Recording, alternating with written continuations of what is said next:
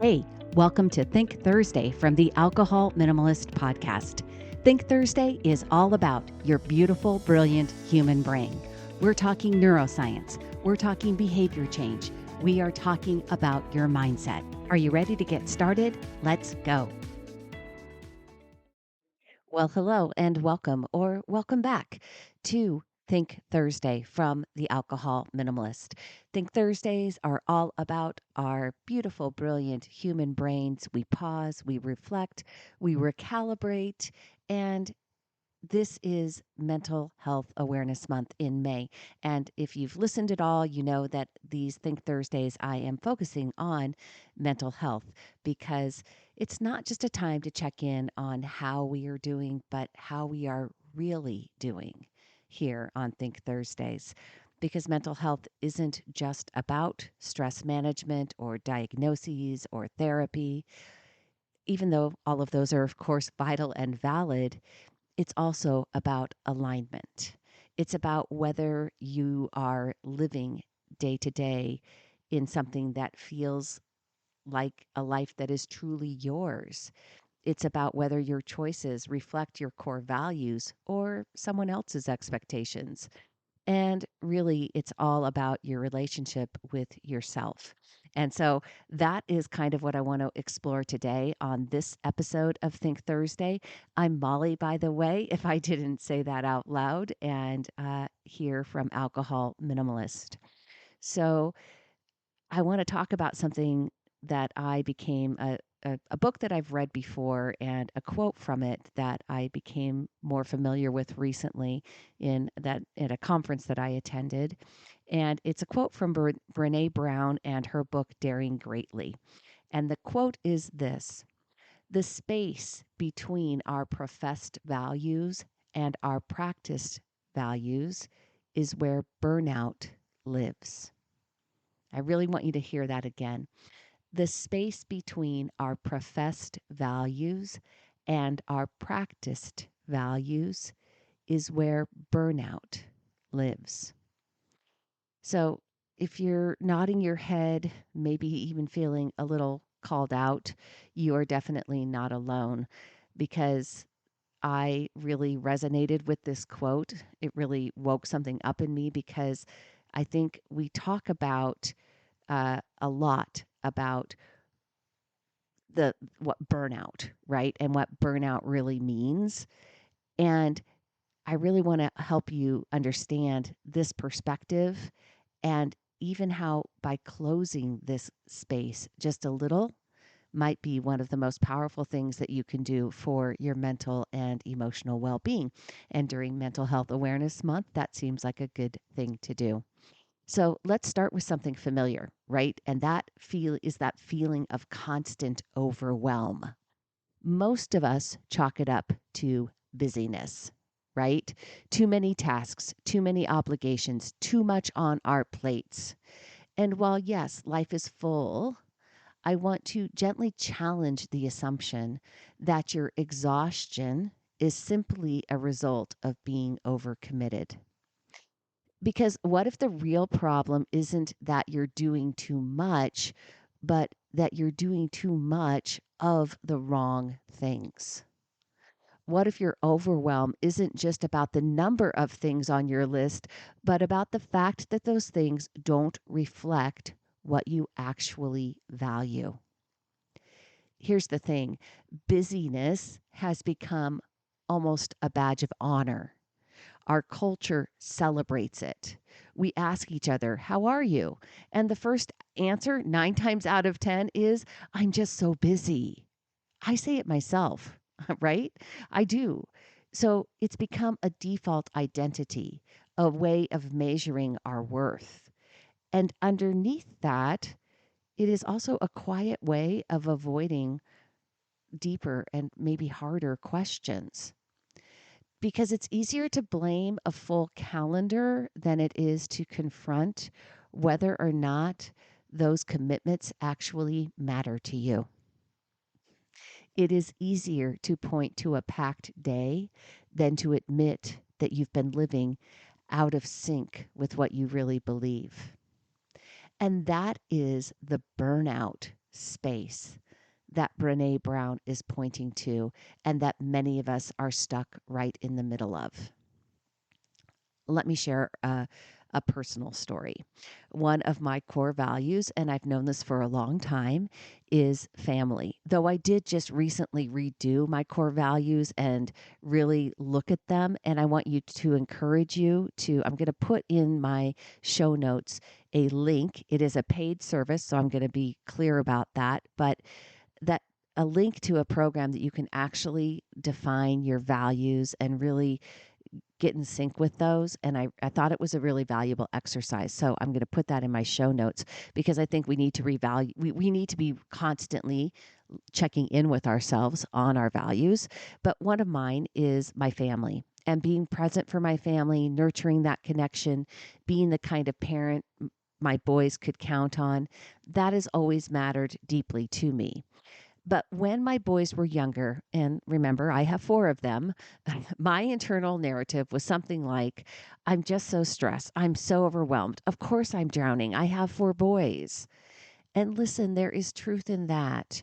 Raising 4 boys comes with its fair share of chaos. There were loud days, there were very messy rooms, of course, nonstop laundry, and a lot of needs from those kids. But the story that I was telling myself about it, that story was draining me.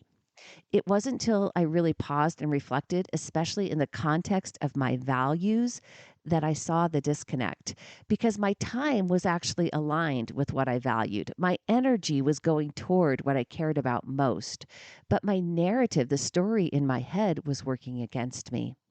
And that's something else I want you to think about. Sometimes burnout comes from our behavior that's misaligned with our values, but sometimes we are living in alignment and we're just telling ourselves the wrong story about it. Once I started to see the full truth that yes, life with 4 boys could be hectic, but it could also be joyous, funny, unpredictable, and full of adventure. And when I choose to see my life that way, things shift. And so I didn't need to, in that instance, I didn't need to realign my actions. I needed a new perspective. And that's why alignment isn't just about what you do, it's about how you interpret what you do, because the wrong story can wear you down, even when your actions are aligned with your values. So we need to be aware of both. And psychologists have studied this dynamic for decades. Back in the 1950s, Leo Festinger coined the term cognitive dissonance. And I've talked about cognitive dissonance many times on the podcast with regards to changing your belief system around alcohol. But in this case, when we describe the stress we feel when our actions don't line up with our beliefs, that's also cognitive dissonance. And the stress isn't just mental, it can be physical. Your brain wants to resolve that mismatch. And when it can't, your body stays in a low level fight or flight mode. You get more irritable, more drained, and more disconnected. And burnout researchers, yes, there are people that actually dedicate their lives to studying burnout, have found that one of the strongest predictors of emotional exhaustion isn't how much work you have, but it's whether your work aligns with your personal values. So if you've ever felt like you're doing all the right things and still feel somehow wrong, that might be why. You need to ask yourself and make sure that you are aligned with your core values. And let's just look at some of the ways that this misalignment can show up. So you might have inherited versus chosen values. You might be living values that are passed down from your upbringing or culture that no longer really feel right to you, like work hard, don't rest, keep people happy. Those scripts can run deep and often unconsciously. And so we need to question whether or not our inherited beliefs that we had from our upbringing are still beliefs that we want to hold on to. There's also aspirational versus embodied values. We love to say we value things like self-care, like presence, like creativity. but our actual routines might reflect control, perfectionism, or constant productivity. So, which one is it? Do we want to live by our aspirational values, or are we living embodied values? And we need to make sure that we sync those up. Socially rewarded values are also something that is very real versus our internally held values.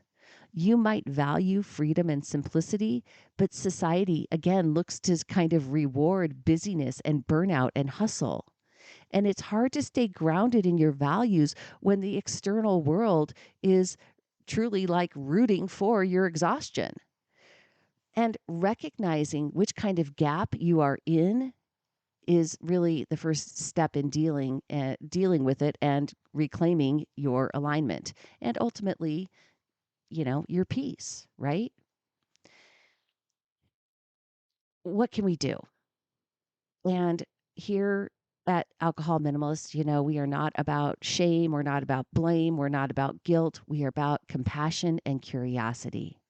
So here is a practice that I want to offer you. First, step one, right?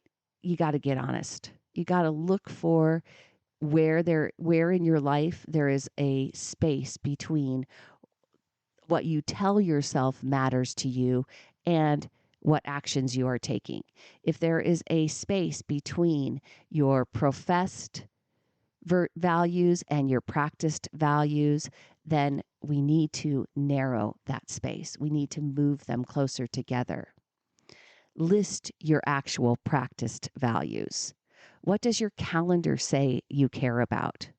What do your habits reinforce? Get very specific about this.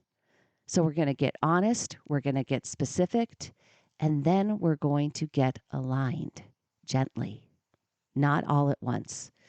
Just like everything else I talk about, we're going to meet ourselves where we're at. We're going to create a doable plan. We're going to pick one thing, just one. Maybe that means going for a walk because you value movement, or pausing before you say yes to something because you value presence, or leaving your phone in another room at dinner because you value connection. This isn't about radical life change, it's about micro alignments, small shifts done consistently that can completely reshape the experience you are having with yourself. Mental health isn't always a crisis, right? It is a conversation. And in honor of Mental Health Awareness Month, I want to remind you that your mental health isn't only about emergency moments. It's also about everyday maintenance. It's about preventable practices. It's about noticing this space before you fall all the way into it. So if you're feeling off, unfocused, or unfulfilled, maybe the question isn't, how do I do more? Maybe it's, how do I come back into alignment with who I really am? I want you to look for an opportunity to do some journaling or some thoughts on your next opportunity, maybe go for a walk, and ask yourself, what's one value that I say I care about? And what's one small way that I can actually live into it this week? Because you don't need to get busier. You don't need to do more to feel better. You just need to live more like the person that you already are. If this episode resonated with you, if it hit home, I would love to hear what you value and what you are bringing back into your life. Send me a note, send me an email, molly@mollywatts.com. Come find us in the Alcohol Minimalist Facebook group where we unpack a lot of this together. And whether you're here to change your drinking habits or just to get a better relationship with yourself, become a better mind manager, you belong in this conversation. Thanks for being here with me today, for taking care of your mind, for looking for those values, for your energy. They are all connected.